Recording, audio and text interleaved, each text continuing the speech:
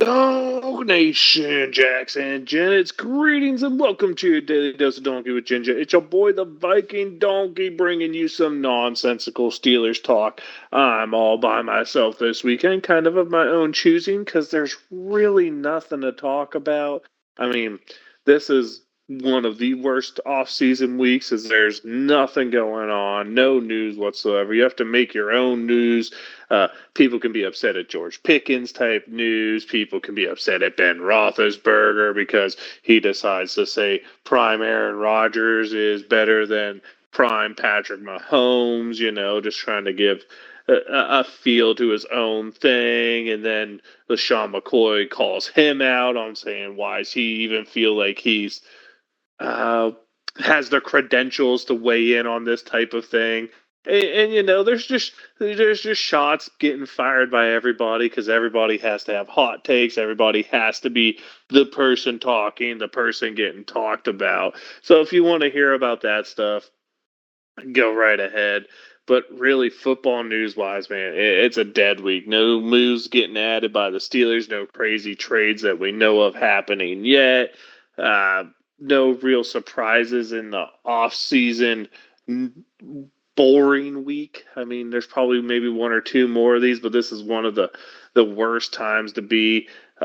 Just debates about where players are going. People give certain people rankings at this point, but there's just not a whole heck of a lot to talk about. I don't know what I'm gonna really talk about here, so I didn't bring in Jinju or Laskers and we would have just been here talking about a whole lot of nothing because we covered everything that's to be covered to this point, and nothing's changing. I mean, we could regurgitate the same stuff we've been saying, maybe look at a little bit of a roster prediction, but before you see these guys in training camp and more specifically a preseason game, I think predicting a roster is a little crazy and just pure guesswork, pure filler type of thing.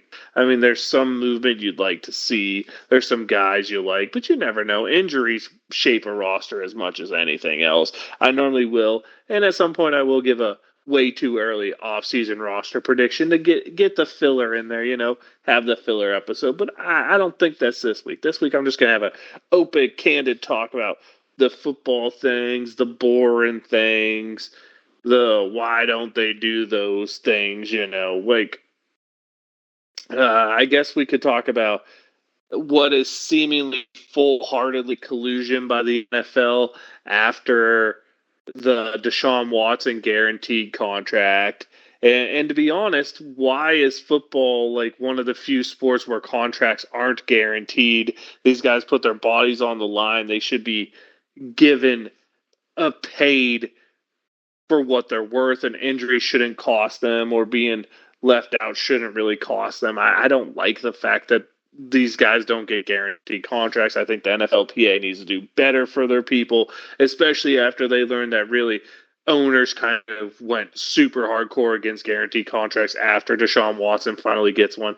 I mean, look how much money's being made here. I feel the player contract should be guaranteed, but if they're not, I don't know, man. It's just it seems like a bum way to lose all that money because something crazy happens or someone decides they don't want to pay you anymore. You do this. Now, I'm not against language that says if certain criteria isn't met, the contract becomes void both ways. If they do off-field stuff or crazy stuff like this or fail to, you know, meet, I don't know, like a basic community outreach thing or something they want to do. I'm not against there being requirements for contracts to stay guaranteed. I don't think it should be linked to performance necessarily. You're going to sign that person long term. I think you should get the absolute risk of it. I don't think teams should be rewarded for being able to better job players than another team. I do feel that, much like other leagues, the NBA is a great example of it.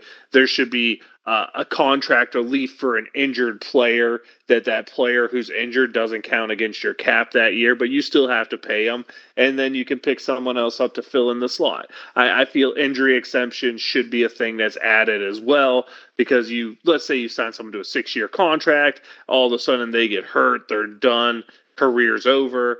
You should be able to, even though that money's still there, you should be able to not have to worry about that killing your cap because you signed someone to a 20 million contract, or else you would just trade that to a team that's tanking and they take on the contract, which is also done in the NBA. But really, it's odd to me that the NFL Players Association has not done a better job of getting these guys guaranteed contracts. And really, when I'm talking about contracts here, let's talk about how not only have they not done guaranteed contracts, but I'm surprised that none of these contracts are just not linked to the salary cap yet. Like, all these guys are taking this money knowing the next guy's going to get more money because the cap's increasing. Get yourself linked to where 20% of the team's cap is given to you if you're a franchise quarterback.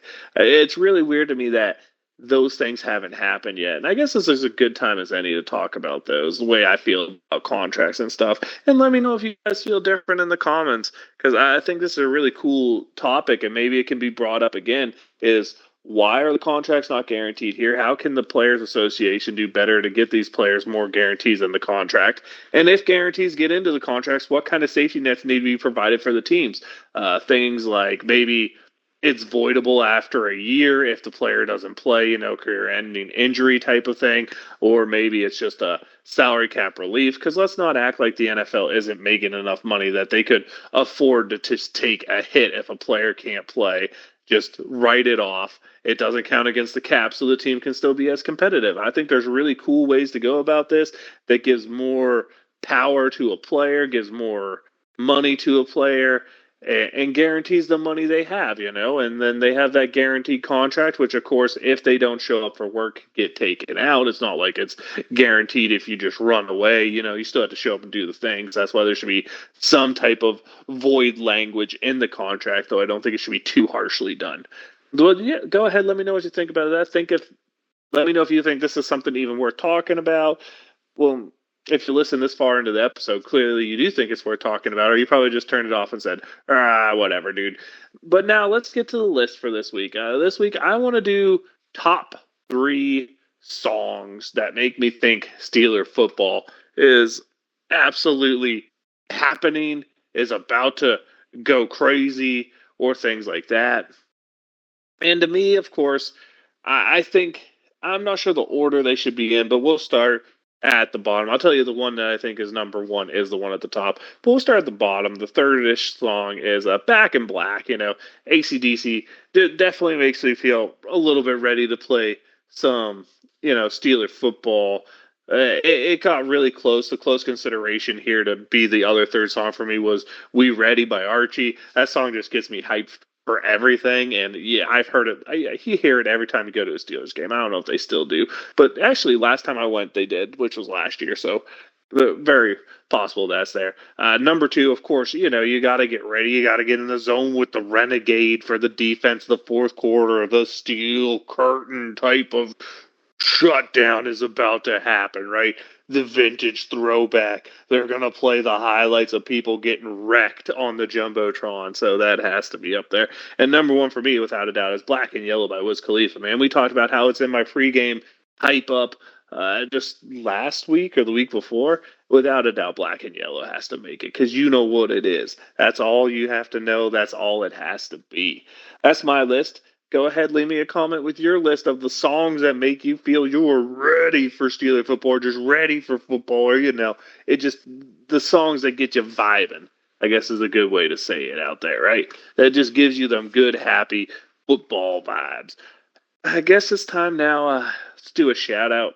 My shout out's going to be to a guy, unfortunately, I never got to see, but the last time my favorite baseball team was ultra successful, winning World Series. The man, the Cobra, the NL MVP, soon to be Hall of Famer, Dave Parker, passing away. He was a large man who, from my understanding, talked a lot of trash, backed it up, wins the NL MVP, an original member of the Pirates Hall of Fame, just got elected to Baseball Hall of Fame, knew about it, didn't get to do his whole stuff, came up a couple months short on that, but got to see him in a lot of areas around. I walked past an area where he was one time, and I could tell you, even not moving well, he's still a large individual and just a great baseball player all around. Most of his time spent with the Pirates. A guy who could do a little bit of everything in those days. Good base runner, great defender, solid hitter, just all around great one. The Cobra. Sorry to see him go. Great Pirates legend there. That's going to be my shout out for the week. No, I gotta let you know I'm the Viking Donkey. That's Viking_Donkey on Twitch or Twitter. Your daily dose of Donkey of Ginger is the fun YouTube channel where you get this. You guys have any ideas of what you'd like to hear about? Go ahead and let me know in the comment. I'm pretty sure we can find a way to figure it in through the rest of this nonsensical off season. So we talked about everything. We said everything. I guess I let you know who I am. I'm pretty sure I'll let you know. You catch you on the Daily Dose of Donkey with Ginger YouTube channel. So, Donk Nation, Steelers Nation, love y'all. Wave them if you got them. Here we go, Steelers. You know what it is.